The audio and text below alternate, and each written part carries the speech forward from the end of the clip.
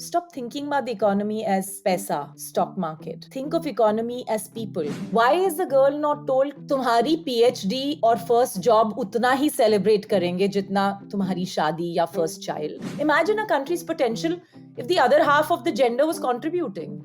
How difficult is that to understand? You're listening to the Quint's podcast.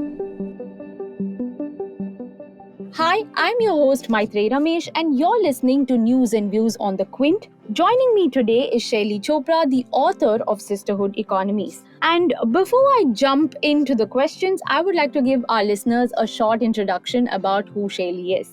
Shaili Chopra is the founder of SheThePeople.tv, which is one of India's biggest platform for women and girls. Shaili, like me, is also a journalist with over 20 years of experience. She is a recipient of India's biggest journalism honor, the Ramnath Goenka Award.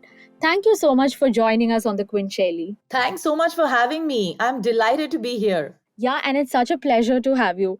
Tell me, how did this book come about and what was the thought process behind it? The thought process behind this book actually has been years and years and years of conditioning as a woman to believe that we are the lesser gender, the ones who deserve lesser opportunities, perhaps not equal rights, whether it's on the streets or in the sheets, or just have this moment of self-doubt permanently. Am I good enough? Will I ever be able to do that? Can I dream that big? All of these things, I think, kind of pushed me over the years to ask myself so many questions. And then I realized I was not alone. So many of us have these questions, and I thought perhaps I should pick up the pen and jot down all of these various things that come to our head. So, what does it mean to be a woman in the Indian economy today? There are so many elements to the idea of an economy, and that's why I say that this book is called Sisterhood Economy. And in many ways, this book actually doesn't focus on necessarily just numbers. It looks at everything else that goes into making those numbers happen. Now, what do I mean by that? That when we look at all of these issues, whether it's the mother-in-law factor or the Gharelu daughters that are raised in the country, it's just looking at ourselves as people who have desires and wants. We don't think that any of this is linked to the economy, but it is. What is an economy? We're all talking here at the Quint, which does a fair bit of business journalism now and then. An economy is often thought of as a place for transactions, but eventually it's about its people. How do I build a better life for myself? How do I go and achieve this goal?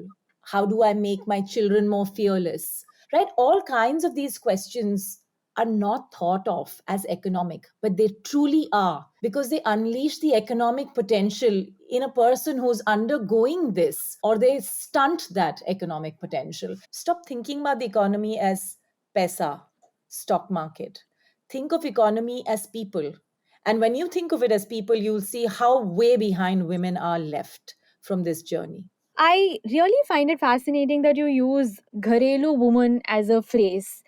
And who is a Gharelu woman according to you? And who is a good daughter in law? So the book and I both are not definitive. We don't want to define what they are, but we've certainly highlighted through these subject titles what are these Gharelu daughters, right? Like, dear parents, stop raising Gharelu daughters. Normally, we spend a lot of our time in the press talking about the mother-in-law, the sasu ma curse. But actually, the mothers are very much so to blame on how they raise both men and women. And I think nobody has been able to take that on out of the fear of sounding like somebody who's, dissing the idea of motherhood. But I really think it needs to be questioned. And we need to show the mirror to mums who forget that what they're doing is half the undoing of a woman's journey. The Gharelu daughter, really, in double quotes in the book, is somebody who's constantly fed like a turkey for a feast. She's prepared to look good. She has a trousseau her parents start collecting from the time that she's born, because after all, she is pariah dhan and she has to be married off. And then she's also that person who can't be uneducated, even though marriage is the only goal according to those sets of parents. And so, what do they do with her? They send her to good schools, they send her to good colleges. Then they get her to do a master's. And after that, tell her, bas ho gaya, ab shadi kar lo. Why is the girl not told, अपने पैरों पे खड़े हो, तुम्हारी PhD और first job उतना ही celebrate करेंगे जितना तुम्हारी शादी या first child? I think that's really something to think about. Yeah, and a lot of life experiences as well, right? Like women and young girls especially are always told, get married, then you can do this, get married, then you can do your masters, get married, then you can go for a job, as if that is the final destination. Exactly. You know, in this book, in particularly in the chapter which says Curse of the Sasuma, you know, we say कि eventually लड़की जो शादी करके चली जाती है, now what happens there? Parents ने तो पराया धन करके they parked her out, say अब तुम्हारा घर वहाँ है, do whatever you want, we've settled you, we've given you a trousseau, तुम्हारी financial settlement भी हो गई है in many cases, right? So this girl arrives there. Now she's like, who's my friend? So the stories in the book range from a Sasuma who's a stay-at-home to one who works herself but doesn't want a working daughter-in-law. I mean, look at the irony in the way our relationships are formed and the way our societal behaviors are. We don't want that as a working Sasuma that my daughter-in-law should work. Let her do the cooking. I mean, look at the degenerative thinking we have as one woman towards the other, right? I want people to read this book and say, you know what? She's right. We can change this. We can change this as girls, as sisters. And I also say this that, you know, this book has to be read by men. That's why the word of, by, and for women has the word men in brackets. Because the more men read this, the more they realize that there are some things that doesn't occur to them because they've never had that lived experience. So I think this is really a very interesting way of looking at our economy through the eyes and stories of women. Speaking about women, who are looking for, who are already engaged in gainful employment, Oxfam has recently estimated that our GDP would be at least 43% higher if women had the same work level participation as men. From your conversations with the women that you have spoken to for the book, what is the role of politics, and especially populist politics is like a word, and is something that you have explored in your book. How is this going to help us bridge this gap and get more and more women into the workforce? There's politics and then there are policies.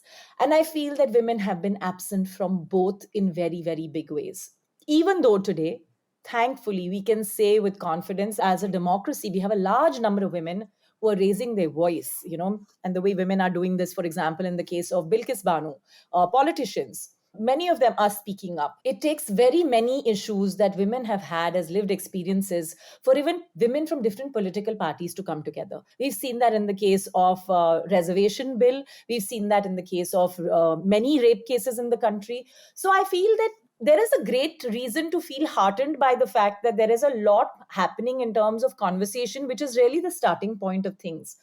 But eventually, politics has to take women's issues to the policy table, where decisions are made on how things will roll out in a country and how women will have more access to money, financial freedom, to opportunities that are not just in terms of, you know, one scheme or the other, but specific action on how companies must hire, how boards must be structured, how professional women, not just daughters and wives of politicians and wealthy businessmen, should really participate in the economy.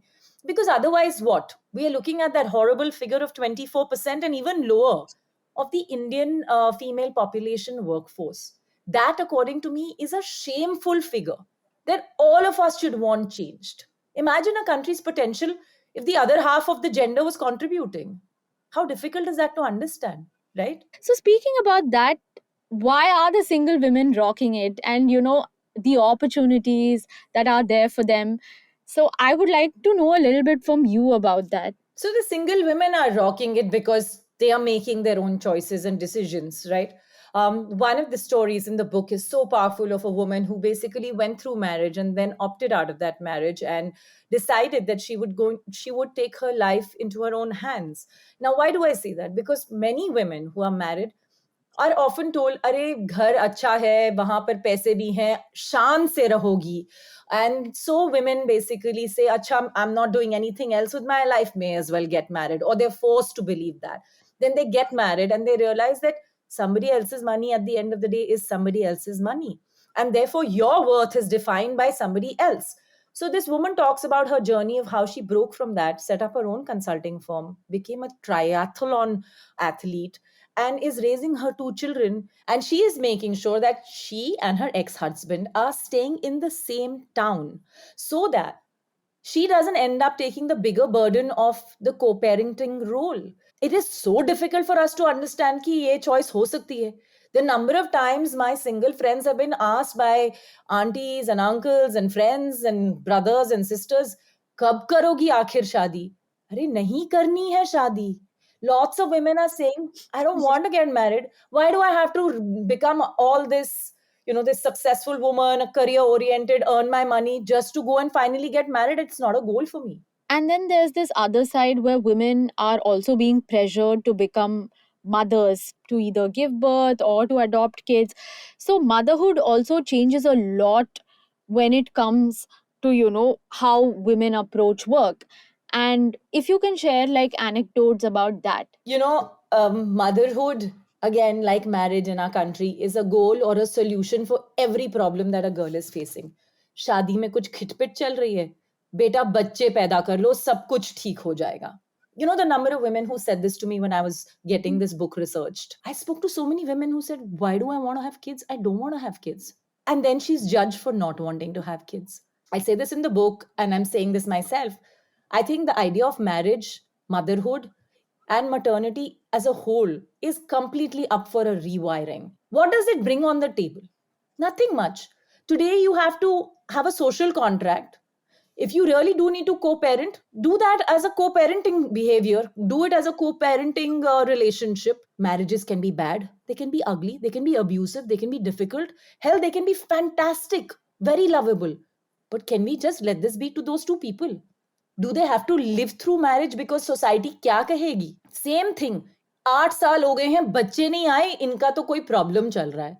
I mean, really, two career oriented people are busy getting on with their careers, and society is too busy guessing why they're not having kids. Why are we so obsessed? How big a role did their stories have in making it to your book? And how did you go about finding these women and speaking to them? And if there were any particular challenges you faced? So, challenges, you speak to a woman, you'll face challenges, you'll hear challenges. But I think for me, the most exhilarating part has been just to listen to these stories. And it's exhilarating not only because they're happy stories, but they're stories that move you, they give you goosebumps, they make you rethink, what you call success, what somebody else calls success. As I went and met women, whether they were the girls around a hand pump in a village in Uttarakhand, or to the women who were having a drink at a private club in South Bombay, I just realized that money is really not what changes much. A lot of it is fundamentally the same. All of these stories have an element of struggle and an element of success. So, my final question to you, Shaili, I won't keep you for long, is that what are three things that women encounter every day that you wish to be seen defeated? My first and most important is lack of financial freedom. Women must have their own money that they have earned, money that is theirs in their account, and they can choose how to spend it. That is number one. Number two, I think women need to talk to each other. We don't do that. We have jealousies, we are shy, we have egos, we have self doubt, we have doubts. If we stop doing that, the sisterhood will just seem like a great place, whether it's online, whether it's on your DMs, whether it's anonymous, whether it's in person. The sisterhood is a big deal, right? And third to me is just go and get them. I mean, there are so many things around us where people are creating ways by which we can raise our hand and go, but we don't because we're scared. What will people say? How will I look? I'm asking for more money in my promotion. How will I look if I say this marriage is really doomed and I need a divorce? How will it look if my child feels that mama is out all day but is perfectly okay that so is papa? How will it look if I actually sit down with my husband and actually have a real conversation about how equal parenting works? How will it look if I just tell my husband, bhai tum ghar aa jao mere, ghar jamai ban jao? What is wrong with a ghar jamai? I think we just have to say it. हम बोलते नहीं हैं, हम चुप रहते हैं. We need to change that. That was really, really powerful, Shaili. I have like no words to say anything more. Thank you so much for joining us. And for those of you who are listening to this, do read Shaili's new book, Sisterhood Economy, of, by, and for women. Thank you so much. Thanks a lot, yeah. It was so nice chatting with you.